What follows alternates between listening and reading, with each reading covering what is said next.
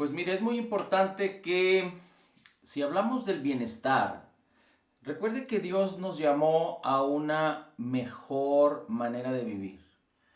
Pero esta manera en la que Dios nos llamó a vivir no depende de lo que nosotros podamos hacer de afuera hacia adentro, sino lo que Dios ha hecho en nosotros para que esto se manifieste de adentro hacia afuera. El bienestar viene como un resultado, como fruto de lo que hay adentro hacia afuera. A través de lo que hay adentro puede haber una transformación.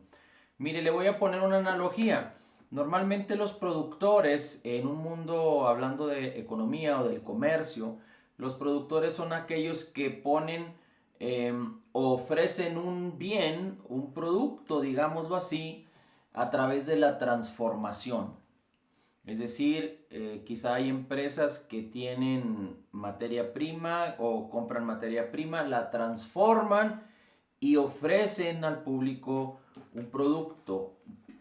No son los productores, es decir, los dueños, no son los productores los que generan la materia prima, no son los productores los que de alguna manera o de otra son la fuente de la materia prima, pero simplemente ellos son parte de la transformación y son los que presentan el producto. Bueno, usted y yo somos algo similar. Usted y yo en Cristo Jesús somos las ramas. Dice la Escritura que Él es la vid y nosotros somos las ramas. Las ramas no producen el fruto, las ramas son las que llevan el fruto. Pero a fin de cuentas, cuando la palabra renueva nuestras mentes, y no es que la palabra en automático por sí sola renueve nuestras mentes, sino que nosotros tenemos que ir a la palabra y meditar la palabra para que ésta renueve nuestras mentes. Pero cuando la palabra permitimos que renueve nuestras mentes a través de tener una comunión diaria con ella, a través de meditarla, escudriñarla, apreciarla, conocerla, entenderla y creerla correctamente, entonces sufrimos una transformación. Y así es que podríamos decir que bajo esta analogía somos productores de bienestar. Fuimos llamados a producir bienestar. No es que nosotros como personas o como hombres separados de Dios podamos producir ese bienestar, pero más bien es el poder de Dios que mora en nosotros, la palabra de Dios que mora en nosotros, la sabiduría que está disponible, la unción del Espíritu Santo, todo lo que ya nos ha sido concedido por gracia, todo lo que Dios ya nos ha dado por gracia en Cristo Jesús, que ya está disponible aquí en nuestro espíritu. Cuando nosotros permitimos, colaboramos en esa transformación a través de, con la palabra, renovar nuestras mentes, entonces la transformación viene y en nuestras vidas se manifiesta en nuestro comportamiento, en nuestra actitud, en nuestro temperamento, en nuestros pensamientos, en nuestros deseos, aún en nuestro cuerpo, en nuestras acciones, la benignidad, la bendición, la bondad de Dios, el beneficio, el bienestar que Dios preparó para ti y para mí. Así como lo dice la escritura en Filemón 1:6, que la fe comunicándose de una manera efectiva a través del conocimiento de todo el bien que Dios ya hizo para con nosotros en Cristo Jesús. Es decir, cuando conocemos este bien y somos renovados en nuestra mente a través de tener esta esperanza y este entendimiento, conocimiento y creer correctamente lo que Dios es y lo que Dios ya ha hecho con nosotros respecto a su bondad, su benignidad, su gracia, su obra terminada, completa y perfecta en nosotros, entonces va a haber una manifestación eficaz. Recuerde que la fe manifiesta la gloria de Dios que nos fue concedida. La fe manifiesta a Cristo a través de nosotros. La fe manifiesta el amor, la paz, el perdón, la prosperidad, la salud, el bienestar de Cristo que nos otorgó, que nos concedió por su obra terminada, completa y perfecta a través de nosotros. Así es que es tan importante que nosotros podamos entender ello. Esto. Ahora, si me acompaña a la tercera carta de Juan. Tercera carta de Juan, capítulo... Bueno, pues es el capítulo 1. Vamos a ir rápidamente a la tercera carta de Juan. Y dice la escritura algo muy conocido por todos. Dice en el versículo 2, dice: amado, yo deseo que tú seas prosperado en todas cosas y que tengas salud, así como tu alma está en prosperidad. Una vez más, dice: amado, yo deseo que tú seas prosperado en todas cosas. La versión Reina Valera dice: en todas las cosas, y que tengas salud, así como tu alma está en prosperidad.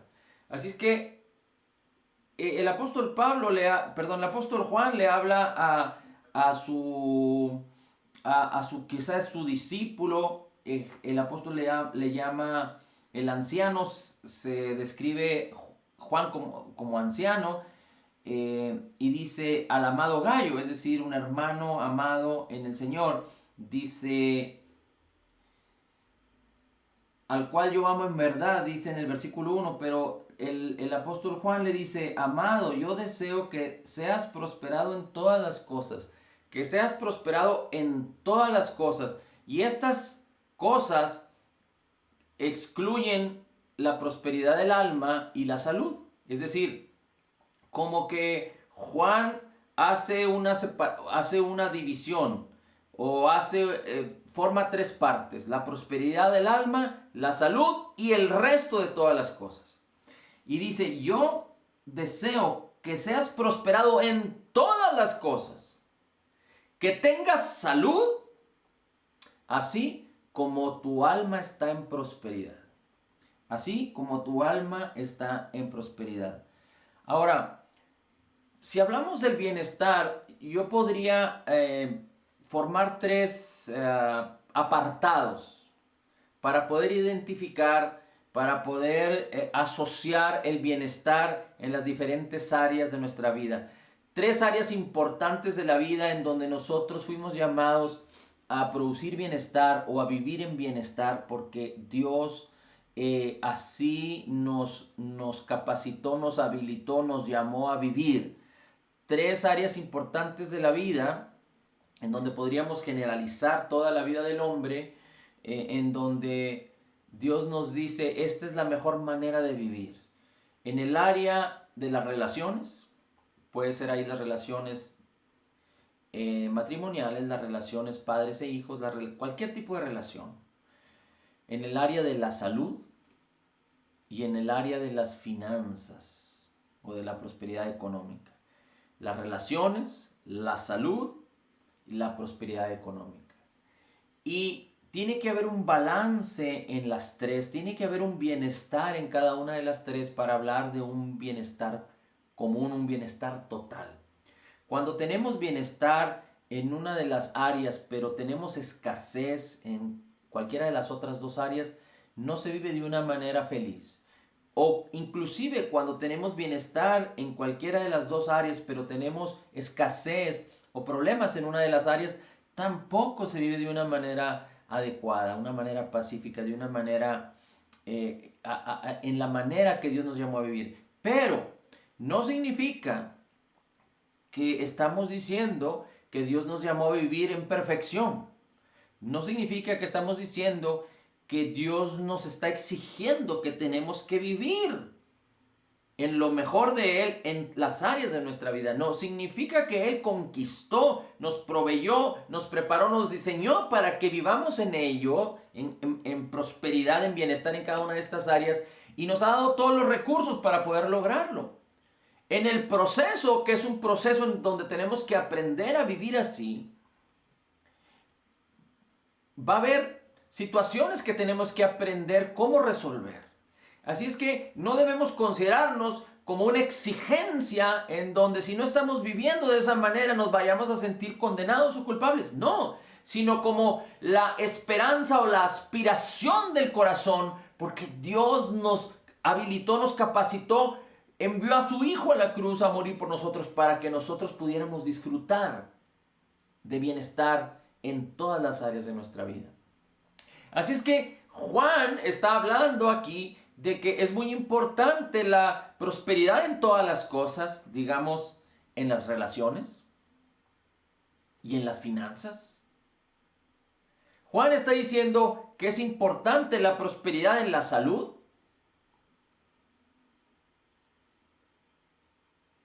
la prosperidad en la salud, pero Juan pone no una condición, sino el resultado de la prosperidad del alma permite que haya prosperidad o bienestar en las relaciones, bienestar en la salud y bienestar en la economía, en las finanzas. Nuestra prosperidad o la prosperidad del alma traen resultados adecuados para vivir en un bienestar en nuestras relaciones, en la salud y en las finanzas, en la riqueza o prosperidad financiera.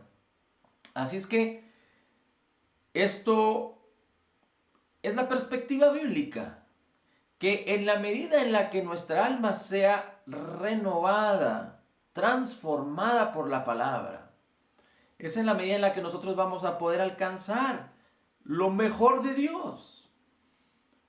Ahora,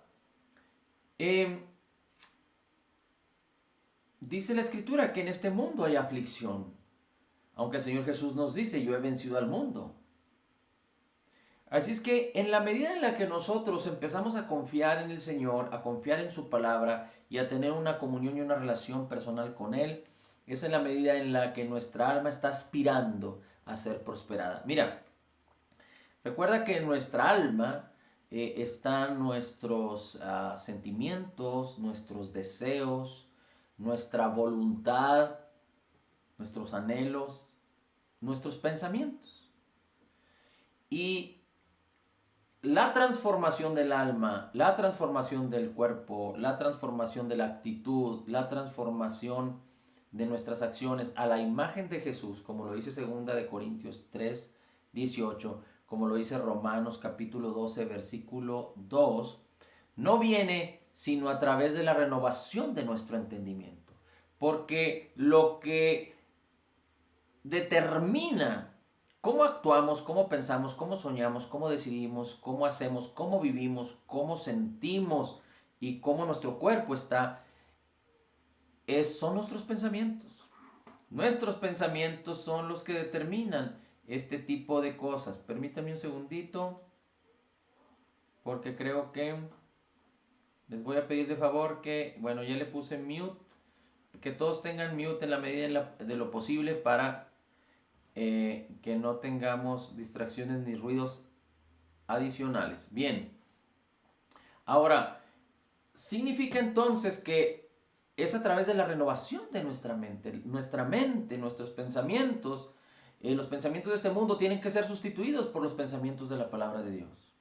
Esto es importante que nosotros lo hayamos ya abrazado, entendido correctamente, porque no es a través de los pensamientos humanos, ni de las decisiones humanas, ni de la valentía humana, lo que nos permite sostenernos y lo que nos permite hacer que nuestra alma prospere, sino es a través de la palabra, solo de la palabra, que es viva y eficaz. Recuerde que la palabra es poderosa.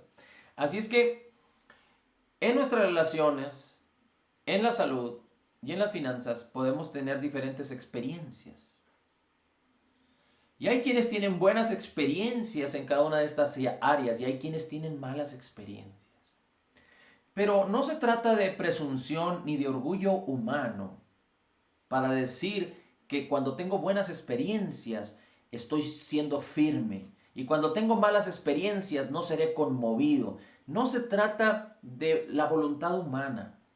Quizá en nosotros puede haber cierta valentía, en algunos puede haber cierta cobardía, pero no se trata de que nosotros digamos, no me muevo y nada me va a mover. No se trata de que yo tenga un deseo de que nada me va a mover. No es posible ser inconmovible. No es posible que a través de mi voluntad humana o de mi deseo yo pueda ser inconmovible o pueda ser prosperado en estas áreas. No, necesito a Cristo. Necesito la gracia de Jesús en mí para que mi vida sea transformada por la palabra, por el poder de Dios, por el poder del Espíritu Santo. Tú y yo somos como vasijas que tienen que ser llenadas por la palabra, bueno, nos fue dado, si somos creyentes nacidos de nuevo, nos fue dado el Espíritu Santo, nuestro espíritu está aquí, tenemos todo lo necesario ya, los recursos del cielo disponibles a la mano, la misma presencia de Dios está en nosotros. Si hemos recibido el bautismo del Espíritu Santo, está sobre nosotros. Así es que tenemos la mente de Cristo, la unción de Cristo, el poder que levantó a Cristo entre los muertos, la herencia como santos, el llamamiento, la esperanza, las riquezas en gloria en Cristo Jesús. Todo lo que tú y yo necesitamos para ser prósperos en las relaciones, en las finanzas, en la salud, nos ha sido dado. Así es que nuestro objetivo o el objetivo del creyente es prosperar en su mente, prosperar en su alma. Es decir, no es algo intelectual, pero Dios nos llamó a tener una relación personal con Él, una relación personal con su palabra. No podemos hablar de tener una relación personal con Cristo, una relación personal con su palabra, una relación personal con Cristo, una relación personal con su Espíritu, si no tenemos una relación personal con su palabra. Y de hablar de una relación personal con su palabra, no estamos hablando de leer y de estudiar solamente. Pero tenemos que concebir. La palabra que está escrita, que está representada por la Biblia, por el libro, tiene que ser concebida, tiene que ser conocida, entendida, creída correctamente, concebida en el corazón. Si Dios habla acerca de que en mí debe haber toda satisfacción y creer que la abundancia de la gracia es tan poderosa para que yo pueda hacer muchas buenas obras, tengo que concebirlo y creerlo y desearlo. Mira, por ejemplo, dice la Escritura en 2 Corintios 9:8 que poderoso es el Señor para hacer que abunde toda gracia en nosotros, hablando de las finanzas, para que no solo podamos estar satisfechos, que no nos falte nada, sino además que abundemos para muchas buenas obras. Pero ¿qué pasa si tú conoces la palabra? ¿Qué pasa si tú entiendes la palabra? ¿Qué pasa si tú crees correctamente la palabra? Este versículo. Pero ¿qué pasa si tú no deseas participar? Tú no deseas poner en acción este versículo. Porque si quieres estar satisfecho, pero te da flojera, te da envidia, te da no sé qué, bendecir a otros. Entonces, puedes conocer, puedes entender correctamente y creer correctamente.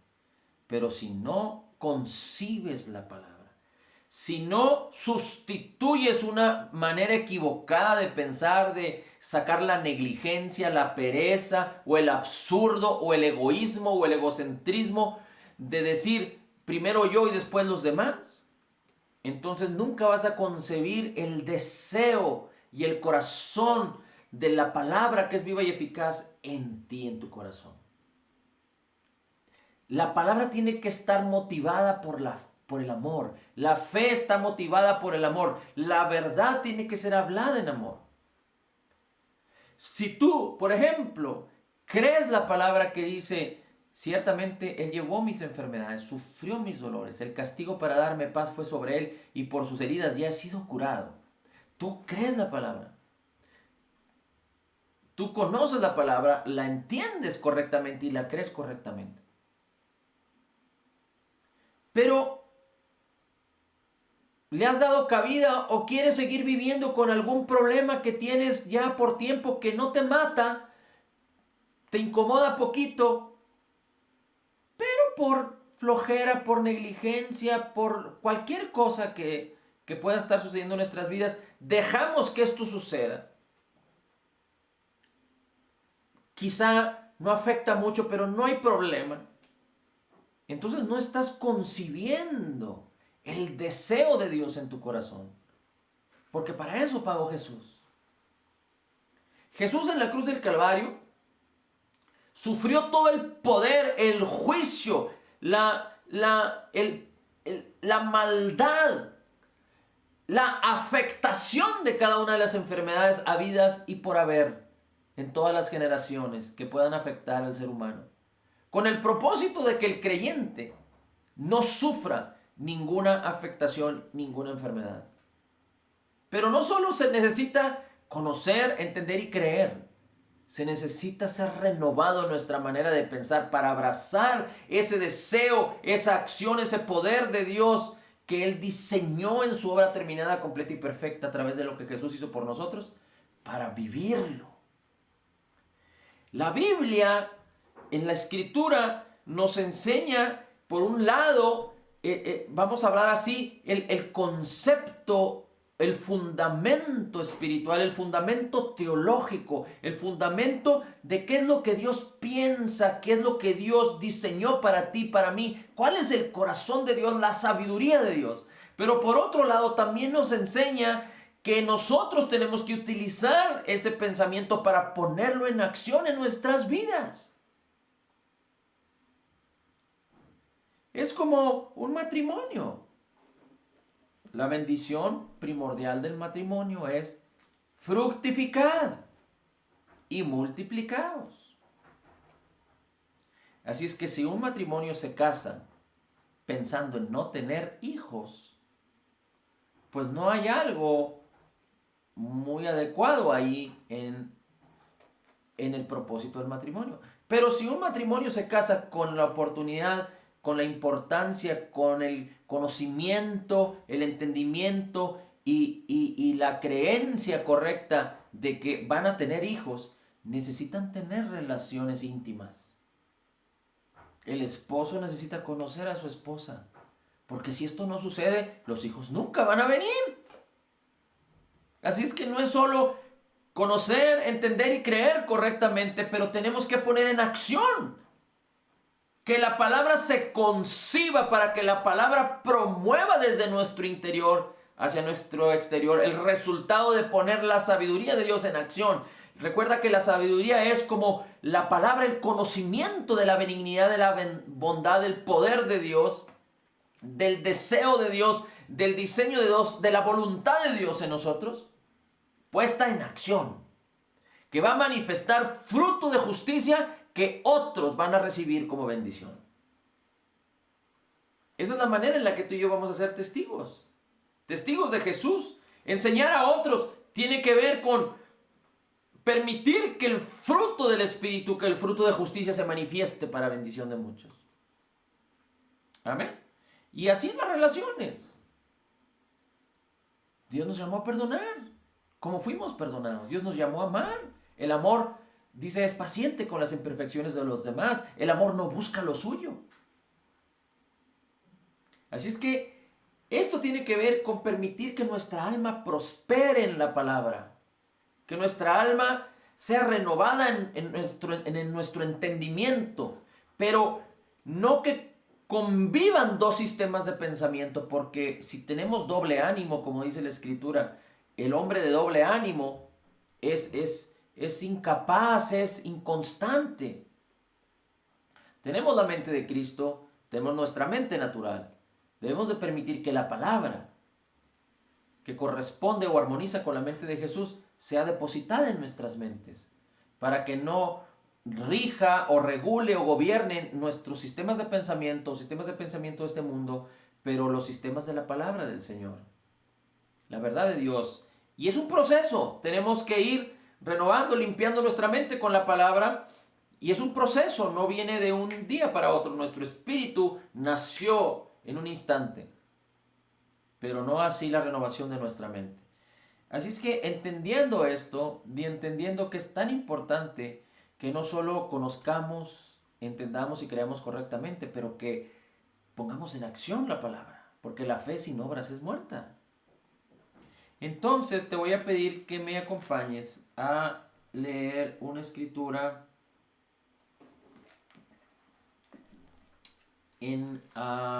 vamos a ir a Isaías, capítulo 61. Y después regresamos a Hebreos. Isaías capítulo 61. Los primeros versículos tienen que ver con Lucas 4:18, cuando el Señor Jesucristo dice: el Espíritu de Dios está sobre mí. Pero vamos a irnos al versículo 3. Dice, ordenar a Sión a los enlutados para darles gloria en lugar de ceniza. Para darles gloria en lugar de ceniza, óleo de gozo en lugar de luto, manto de alegría en lugar de espíritu angustiado, y serán llamados árboles de justicia. Dice el Señor que Él vino para consolar a los enlutados, a ordenar que a los enlutados se les dé gloria en lugar de ceniza, gozo en lugar de luto, manto de alegría en lugar de espíritu angustiado. Serán llamados árboles de justicia. Mira, es muy importante esto porque cualquier persona que esté sufriendo pérdida, que esté sufriendo fracaso, que esté sufriendo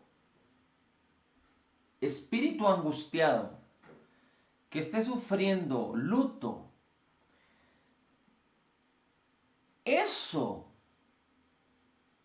un corazón afligido, un corazón molido, causará que tu actitud, tus acciones estén completamente influenciadas de esa misma manera. Hay personas que sufren pérdida y que viven toda su vida en luto, en tristeza, en amargura. Pero Dios no nos llamó a eso. Dios restituye nuestra alma por su obra terminada, completa y perfecta. El Salmo 23 dice, yo restauro, restituyo tu alma. Así es que Dios nos llamó a tener gloria, a tener gozo, óleo de gozo, manto de alegría y ser llamados árboles de justicia. Un árbol de justicia es el árbol que da fruto a su tiempo y su hoja no cae y todo lo que hace prospera. Porque Dios quiere que prosperemos en nuestras relaciones, en nuestra salud y en las finanzas. Pero primero nuestra alma tiene que prosperar. Y con un espíritu angustiado, con un espíritu triste, con un espíritu enlutado, no será posible hacerlo. Mira, voy a tratar de poner un ejemplo con el espíritu enlutado. No sé si es el ejemplo más adecuado, pero el luto tiene que ver con haber sufrido una pérdida y llorar por la pérdida que se sufrió. Y tú y yo morimos al pecado. Dice la Escritura en Romanos 7, tú lo puedes buscar, el apóstol Pablo hacía una analogía del matrimonio y de que cuando uno de los cónyuges muere, pues el otro cónyuge que está en vida ya queda desligado de la ley del matrimonio de tal manera que se podría volver a casar sin cometer adulterio. Y dice el apóstol Pablo que así nosotros también morimos a la ley, morimos al pecado, para poder unirnos ahora a Cristo. El pecado y la ley se quedaron en la manifestación natural o carnal, porque la ley tiene el propósito de manifestar en este mundo, en lo natural, que el hombre es pecador. La ley es santa, pero manifiesta el pecado del hombre. Pero ahora tú y yo morimos a lo natural, aunque vivimos en un cuerpo, y vivimos en este mundo, pero no somos de este mundo. Pero morimos en Cristo como Cristo murió para podernos unir a Cristo de tal manera que morimos al pecado. El pecado ya no mora en nosotros, en nuestro espíritu. Así es que aquel que guarde luto es como aquel creyente o cristiano que aunque ya murió al pecado, le está guardando luto al pecado. Le está llorando al pecado. Le está llorando a su vieja manera de vivir. Y Dios no nos llamó a eso. Cuando nosotros añoramos nuestra vieja manera de vivir, es decir, lo que tiene que ver con la naturaleza humana o con la carne, es porque no hemos aprendido o porque no hemos vivido en esa área de nuestra vida en lo mejor de Dios, en lo que Dios preparó para nosotros, porque no lo conocemos, porque lo ignoramos, porque no lo hemos disfrutado. Hay de aquel que habiendo disfrutado la benignidad y la bondad de Dios en cierta área de su vida, rechaza vivir así, habiendo vivido así, para regresar a vivir de una manera equivocada. Pero la mayoría de las veces las personas siguen viviendo en esas áreas porque no han conocido la benignidad y la bondad de Dios. Porque aunque ya murieron al pecado en su espíritu, no han podido entender, no han permitido que sus mentes sean renovadas para que sus vidas sean transformadas. Así es que nuestro corazón tiene que ser un corazón libre. Nuestra alma, nuestros pensamientos, nuestro entendimiento, nuestra vida tiene que ser restituida por nuestros pensamientos. El sistema de nuestros pensamientos tiene que ser restituido por la preciosa y maravillosa palabra del Señor, de una manera contundente, para que el proceso sea eficaz, sea contundente, sea efectivo y sea oportuno. Tenemos que permitir que la palabra nos renueve de una manera continua. Recuerda que la fe viene por el oír de una manera continua la palabra, no por lo que oí ayer, no por lo que oiré después, pero de una manera continua. Ahora, vamos a ir a Hebreos y vamos a ver lo que dice la Escritura en el capítulo 12. El capítulo 11 de Hebreos habla acerca de la fe y de los héroes de la fe. Y si tú lees a los héroes de la fe, te vas a quedar sorprendido. Todos los héroes de la fe están descritos en el Antiguo Testamento. Todos los héroes de la fe fueron hombres que Dios usó, que fueron usados por Dios, en donde la unción del Espíritu Santo, ¿se escucha? Bueno, ¿sí se escucha? Hebreos 12, versículo 1. Bien, Hebreos 12, versículo 1. Ahorita lo vamos a leer, pero a lo que me refería es, lo voy a repetir otra vez. Si usted lee Hebreos 11, usted va a entender que habla de los héroes de la fe. La mayoría de estos héroes de la fe, que están descritos en Hebreos 11, pero la mayoría de los héroes de la fe descritos en la Biblia están aquí en Hebreos 11. Y todos los que describe Hebreos 11 habla acerca de hombres que fueron usados por Dios, ungidos por el Espíritu de Dios en el Antiguo Testamento. Ahora, tenemos una gran diferencia, tenemos una gran oportunidad, una gran bendición acerca de lo que Dios ha hecho para con nosotros si somos creyentes nacidos de nuevo. Así es que es muy importante que podamos observar lo que dice Hebreos capítulo 12. Y mire, vamos a leer un poquito lo que dice los primeros versículos. Dice así: por tanto, nosotros, estamos hablando del versículo 1. Por tanto, nosotros también, que estamos rodeados de una grande nube de testigos, dice la Escritura. Nosotros que estamos rodeados también de una grande nube de testigos, dice la palabra. Nosotros que estamos rodeados también de una grande nube de testigos.